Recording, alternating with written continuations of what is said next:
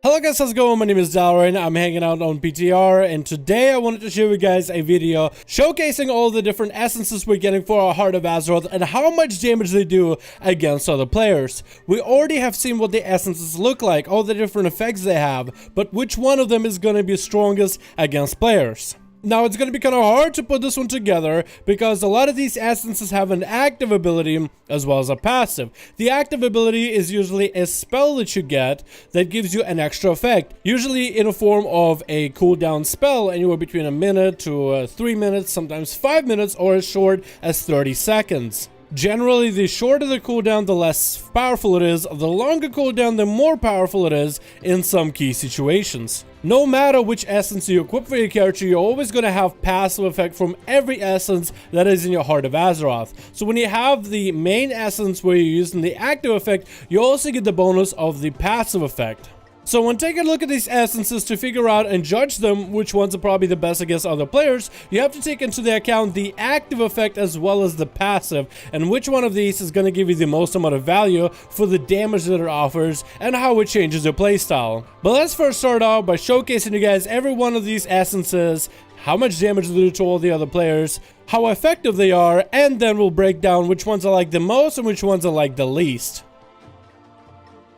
We're going to start taking a look at all these Azeroth traits. First of all, Azeroth's Undying Gift is a trait that DPS can use. It has defensive potential, but it's really hard right now to tell how good this will be. 40% damage reduction basically is equivalent to that of a wall. It only lasts for 2 seconds, and then you get a half version for it for 2 more seconds. So 4 seconds of about average, I would say 30% damage reduction or so. 45-second cooldown. This could be decent in PvP. Maybe for healers, could be for some DPS that are really squishy, but I think for the most part, you would want to prioritize DPS-based essences. So, not 100% sure how good this one will be, but that's the only thing I could say about it. Blood of the Enemy seems like a really good trait. First of all, it's very much a passive trait. Even the active ability feels very passive. You'll just explode some shadow damage to the enemy. It actually does have an AoE component, and then you can crit down on the enemy. Those crits do far more damage. I could see maybe somebody like a Destruction Warlock getting up in melee, using this to blast the enemy with massive casual crits, or maybe someone that is mobile as an Elemental Shaman, but I think this is mostly going to be a melee thing. I do think this one is very, very passive though, in terms of how it plays. The extra crit and the haze that you get over time, I just don't think will be that amazing for PvP. The once in a while damage is not that bad, and the potential to do more damage afterwards is pretty good. So this one, while I do like it, I feel like the passive for it doesn't play into the PvP quite as effectively. It feels like something that you would be able to take advantage of more within dungeons as well as raid environments.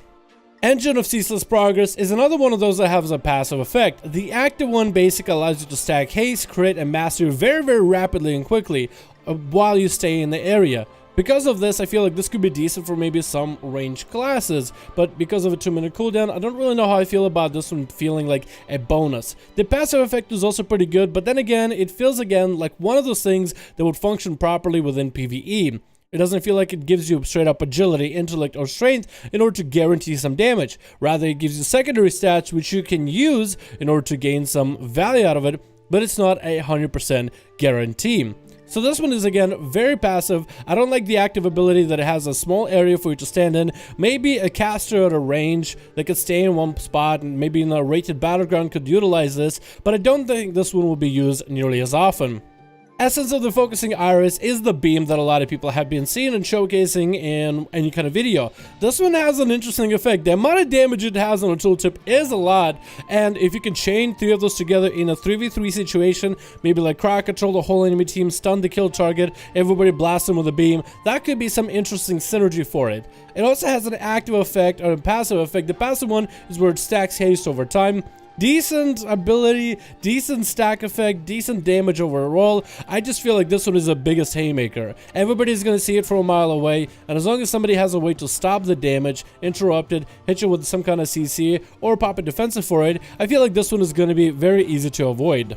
Guardian of Azeroth has probably the biggest 5-minute cooldown, and the Guardian that it summons actually does a fair amount of damage, but I feel the passive of this trait is incredible. The fact that your abilities have a chance to deal extra Azeroth damage to an enemy, which is physical damage, and then it leaves an Azeroth spike debuff where they take 15% more damage is incredible for PvP. I feel like the passive one of this trait is going to be great. The active ability definitely is not worth. The 5-minute cooldown is way too long, and then you get a pet that could be CC'd. I don't think it's all that worth. This will be great in PvE for certain classes that need that 50% damage increase. It's going to create some explosive burst potential, but I feel like the passive for this can give your class, whenever you're DPSing somebody, an opener. Once a spike hits, this is where you can combo a stun as a rogue or as a monk, stun lock the target, do as much damage as you can during that 15-second DPS increase window.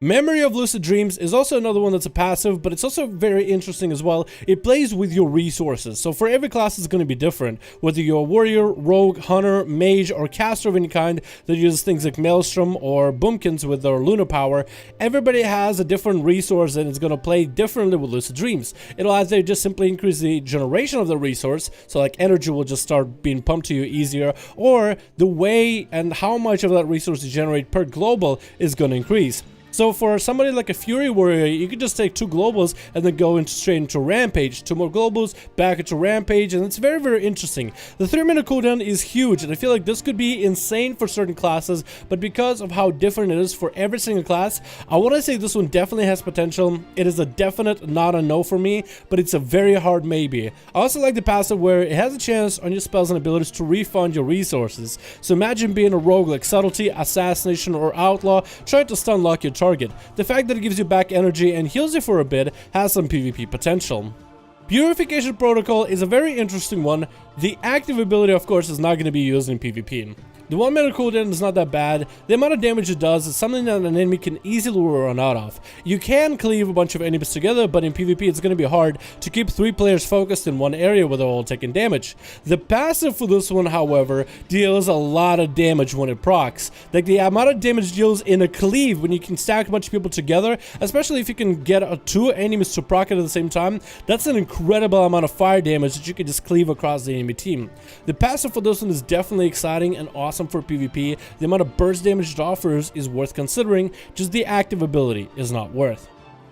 Crucible Flame, I actually love it. I love the short cooldown and just how strong it gets. It basically gives every class a Pyroblast as an extra ability with 40-odd range. So imagine if you ever wanted to be a rogue, being like a Spellblade rogue, you know, stealthing in the shadows, and then being able to sling spells out of your hands. Well, with Crucible Flame, you can kind of do something like that. It deals a decent amount of damage, but every time this ability hits, the next hit is going to do 2 times the damage. And then the third hit is going to do 4 times the damage, where then it resets back to the same damage. This ability has 2 charges, so the active effect actually can deal a fair amount of damage, especially if it crits. So imagine a class popping cooldowns, get an enemy low health, and then slapping them with a 3rd charge of Concentrated Flame that'll hit an enemy for what could be up to 80k in a single global. That could be insane. The passive one for this one is actually really strong as well, and I'm pretty sure this one is gonna get nerfed. Your spells and abilities have a chance to grant you Ancient Flame for 10 seconds, increasing your crit strike, which is nice, but it also puts a dot that you can maintain on them. So if you're a class that wants to maintain a dot on a rogue or a dot on any class that you're gonna train down,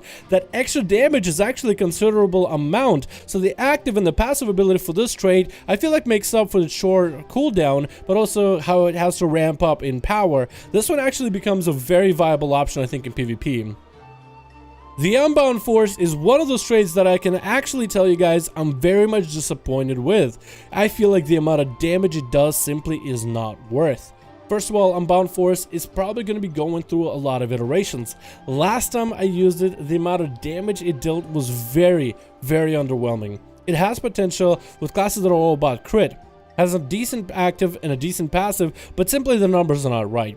The active ability doesn't really hit that much, and it only hits for more if you crit. So you have to play a class that stacks a lot of critical strike. So maybe someone like a fire mage will be able to take advantage of this directly and get the full value of it during your combustion. Outside of that, it's kind of like really just rolling the dice or flipping a coin whether it deals damage or not. With a fairly long cooldown, you would think this ability would be worth. The passive is also decent, but I feel like Crucible Flame, which is the one we just talked about, is a lot stronger on its own. The extra passive ability this one has does deal okay damage, but again, it just feels underwhelming. Like somebody didn't really adjust the numbers for this one just right. So this one is a no for me unless Blizzard buffs it. Vision of Perfection is a very powerful trait. It doesn't have an active ability, but rather two powerful passives, and this one definitely has a potential, if not 100% viability in most PvP situations. Your spells and abilities for the active ability, your spells and abilities have a chance to activate a powerful cooldown, whether it is Adrenaline Rush, Vendetta, Shadow Blades, Boomkin Incarnation, Combustion, summon an Elemental if you're an Elemental Shaman, drop down an Infernal, summon a Tyrant. Your spells and abilities have a chance to summon that effect that's going to be 50% of its base cooldown, so it's not going to last that long. So the fact that you can summon a powerful cooldown like Paladin with Wings, for example, just bam, wings out of nowhere, you can do damage, you can try to make a play. Also, it reduces the cooldown of a lot of your abilities by a fair amount. The passive for this one, it also passively reduces the cooldown that it's trying to kind of summon in the active ability and increases base stats like versatility. This one is very, very, very powerful. The things you can do as any class in PvP just momentarily burst whenever you wanna. It just lets you make a play, it just lets you make a setup. It's a little bit RNG when it happens, but it seems to happen a fair amount. So you are actually going to be able to, as how we have right now on PTR, with the proc chance that we have currently, you should be able to see this fairly often. This one I feel like is probably the strongest one of these for PvP in particular, simply because most of the classes have a very powerful cooldown to think of. Vision of Protection offers a great active as well as a great passive, and I feel like this one will actually see a lot of play. World Vayne Boon, I would say, is probably the best self-buff kind of passive-ish trait, or an essence, that is it's going to be definitely undervalued. This one is weird because it's 2-minute cooldown, and it really does play out across the whole idea that position matters. What this trait will do with the active ability, it will erupt 3 shards of Heart of Azeroth.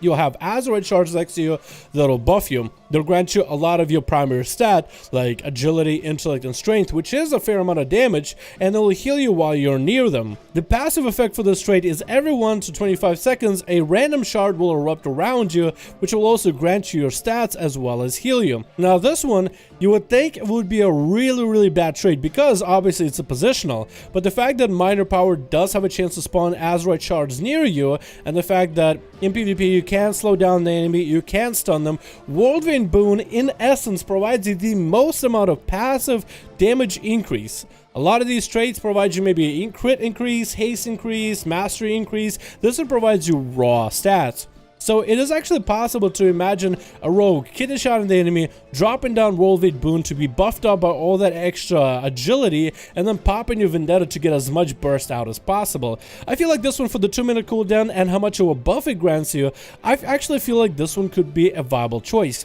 especially for any caster that's gonna plant their feet and slam out a bunch of spells at the enemy. The fact that it offers and throws down random Azeroth shards all over the place, the fact that it also has some healing capability for it, could see some play in something like Battlegrounds, and maybe certain specific arenas for certain specific classes. And that's about everything I have for you guys when it comes to the Heart of Azeroth essences for DPS. There's obviously Heart of Azeroth essences for healers as well as tanks. If you guys want me to cover what they look like, what I think about them, let me know in the comments below. I would love to look at them, but so far I've been just trying to get as much stuff that I'm going to be able to play with as a rogue, which is going to be the DPS essences, although I do have an interest in just about everything that's coming out for patch 8.2. Thank you guys so much for watching. Hope you guys enjoyed. I'll see all of you guys in another video.